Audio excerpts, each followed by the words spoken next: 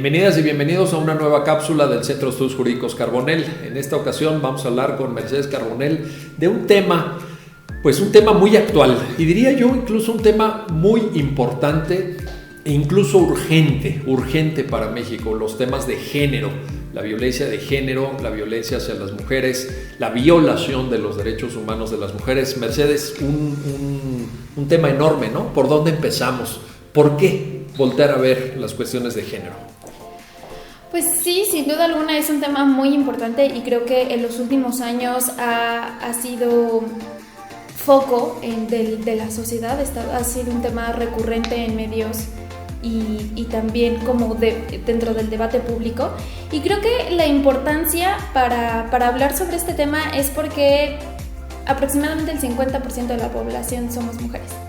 Y creo que el hecho de que estemos sufriendo un tipo de violencia particular debido a nuestro género y de manera sistemática y además sin una respuesta efectiva de parte de las autoridades, creo que amerita que exijamos que esto se hable y que esta situación cambie, porque afecta no solo nos está afectando en el presente, sino que sin duda alguna tendrá grandes repercusiones para el futuro.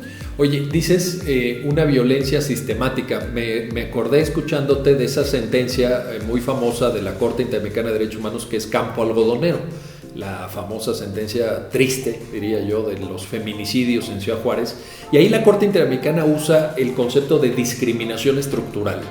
¿Te hace sentido este concepto y cómo se materializa en la vida cotidiana de las mujeres esta discriminación estructural? Sí, este concepto tiene muchísimo sentido porque la violencia que puedan sufrir las mujeres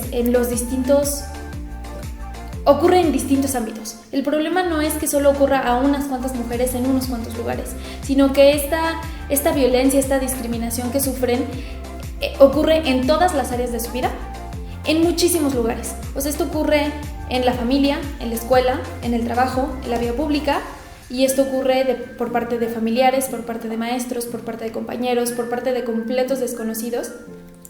Y además también ocurre de parte de instituciones. O sea, cuando las mujeres tratan de acudir por ayuda, en realidad no la van a recibir o van a ser revictimizadas porque en realidad no creen en sus historias o van a creer que en realidad es su culpa, no les van a poner atención, las van a seguir violentando. Entonces creo que el problema es que está en todos lados, de parte de todos, y creo que las mujeres no podemos encontrar un respiro para poder decir hasta aquí. ¿Por qué? ¿Por qué reivindicar esto? ¿Por qué poner en el centro del debate público el tema de la violencia de género? En la Constitución está establecido que las mujeres y los hombres son iguales ante la ley. Existen distintas leyes para proteger la igualdad entre las personas y también para proteger a las mujeres de la violencia. Y está bien, o sea, creo que en ese sentido tenemos un marco normativo importante, sólido, sustancioso. El problema es que en la vida real eso no se traduce en un cambio. Y creo que ese es el problema, que ya pudimos avanzar, exigimos, bueno, las mujeres del pasado exigieron y lograron tener estos cambios en las leyes, en la normativa, pero en la realidad esto no ha implicado cambios institucionales o cambios de comportamiento que reflejen verdaderamente un alto o una no discriminación, una no violencia hacia las mujeres. Entonces, en ese sentido, creo que las marchas y todas las representaciones que han ocurrido de manera reciente son una forma de explicar o de explotar ese hartazgo que se vive de manera generalizada con un hasta aquí, con un no es suficiente tener esto. Nosotros en realidad exigimos una igualdad sustantiva. ¿Y no son también consecuencia de un vacío institucional? Es decir, esto que mencionabas, ¿no? Las instituciones no han estado a la altura. Están matando diariamente 11 mujeres en este país. Es una hecatombe, es algo que debería ser una urgencia nacional. Y lo que no se observa en el debate público mexicano es un liderazgo institucional. Es decir, ¿a dónde volteamos a ver? ¿A quién pedimos ayuda? ¿Quién puede concretar en la práctica un mecanismo de auxilio, de protección inmediata? Y al contrario, vemos autoridades que parecen escamotear los recursos, que parecen ir más bien en contra del discurso de la reivindicación de la igualdad de género y que probablemente incluso hagan tareas de revictimización, es decir, lejos de ayudar, incluso contribuyen a incrementar el problema. ¿No también esas marchas, ese alzamiento a la voz es consecuencia del vacío institucional? ¿Cómo lo lees? Creo que requiere del esfuerzo de muchísimas personas y de muchísimas instituciones, y creo que el cambio no es inmediato, o sea, creo que va a suceder de manera paulatina, pero hay muchísima ayuda, hay muchísimas cosas ya establecidas en otros países, en organizaciones internacionales, expertos a nivel nacional, expertas a nivel nacional que conocen de este tema, que podrían guiar a las instituciones, a las autoridades que están dispuestas a colaborar, y que en realidad no las escuchan y al contrario, más bien ven a personas que ni siquiera saben sobre este tema, ¿no? Y creo que ese es el problema. Oye, pero y estas aportaciones que, como muy bien dices, hay conocimiento hay expertas, hay expertos, se han organizado foros, seminarios, llevamos años en esto, pero no cae un poco en terreno infértil cuando la propia autoridad se niega a reconocer la existencia de estos fenómenos de violencia. Es decir, se han escuchado menciones en el sentido de que durante la pandemia, por ejemplo, no se incrementó la violencia, que bueno, parece increíble, ¿no?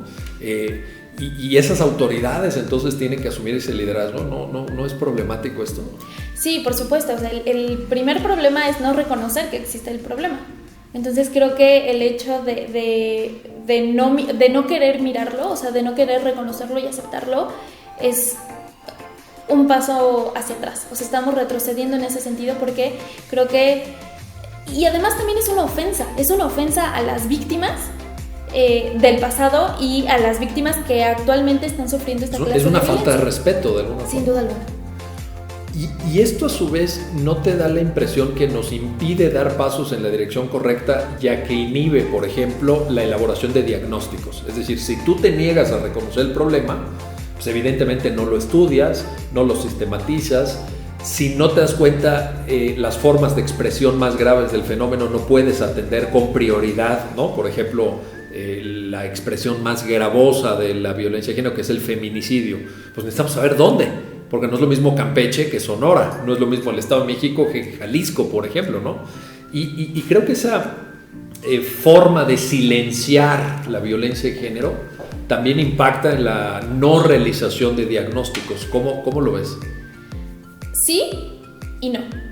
Sí, porque, bueno, sin duda alguna el hecho de que una autoridad lo niegue o decida no verlo, pues implica que no se va a estudiar, no se van a hacer diagnósticos. La ventaja es que en México las autoridades o el gobierno no son los únicos dedicados a hacer esto. Entonces creo que en ese sentido, y por fortuna, tenemos organizaciones no gubernamentales, tenemos organizaciones internacionales, incluso tenemos gobiernos locales que están dispuestos a colaborar en este tema, a reconocer que hay un problema y a reconocer que es necesario atender este problema. Y creo que en ese sentido, bueno, creo que es una luz de esperanza, por decirlo así, porque no es que con que una sola autoridad o la autoridad máxima decida abandonar esta causa o negar por completo que existe el problema, eso quiere decir que ya no se va a hacer nada para avanzar, para poder tratar de evitar o de disminuir la violencia en contra de las mujeres. Pero sin duda alguna, por supuesto, es un problema porque no hay recursos que provengan de esta autoridad, ¿no?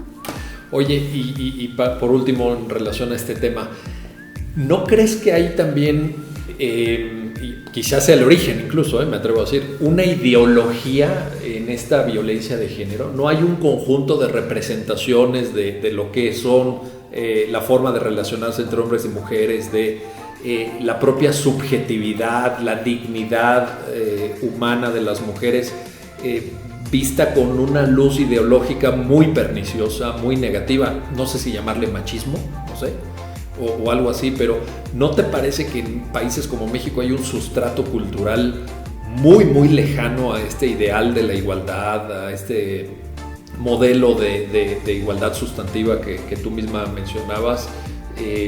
Porque en ese terreno también hay que trabajar y hay que abonar si es que fuera así. ¿Qué te parece? Si en lo institucional o en lo colectivo este cuestionamiento no ocurre, creo que es importante que lo trabajemos desde lo individual o desde la colectividad más pequeña, como lo es la familia, o como lo es la escuela, o como es los grupos de amigos. O sea, creo que en ese sentido nosotros debemos cuestionarnos todas nuestras acciones, porque es importante reconocer que ha permeado tanto que a veces ejercemos violencia de manera inconsciente, y que el hecho de poder cuestionarnos toda una de nuestras acciones, por supuesto que es doloroso, por supuesto que es complicado y en ocasiones cansado, pero creo que es importante para poder cambiar y hacer un cambio que sea sustancial y que sea sostenido en el tiempo. Y creo que el cambio, pues en parte comienza con nosotros, porque ese cambio también nos va a poder exigir a las autoridades lo que nosotros queremos ver. Oye, es una autoconfrontación, es un autoexamen, y a veces es difícil, no es fácil. Oye, una más, aprovechando. ¿Hay una brecha generacional ahí? Porque yo te escucho a ti, una mujer joven, profesionista, con formación académica, etcétera, y pienso en mujeres de generaciones anteriores. ¿Hay un cambio generacional en adoptar estas reivindicaciones, en estar consciente también de tus derechos? Porque generaciones anteriores ni siquiera sabían, o sea, les parecía normal una vida marcada a veces por violencia física, violencia psicológica, patrimonial, económica, institucional, tú misma lo dijiste. ¿Hay una brecha generacional o no? Sí, creo que hay una brecha generacional. O sea, creo que las generaciones más recientes se lo cuestionan más, y además de cuestionárselo, creo que son más confrontativas en ese sentido. O sea, no están dispuestas a tolerar lo más mínimo, y creo que eso es muy bueno.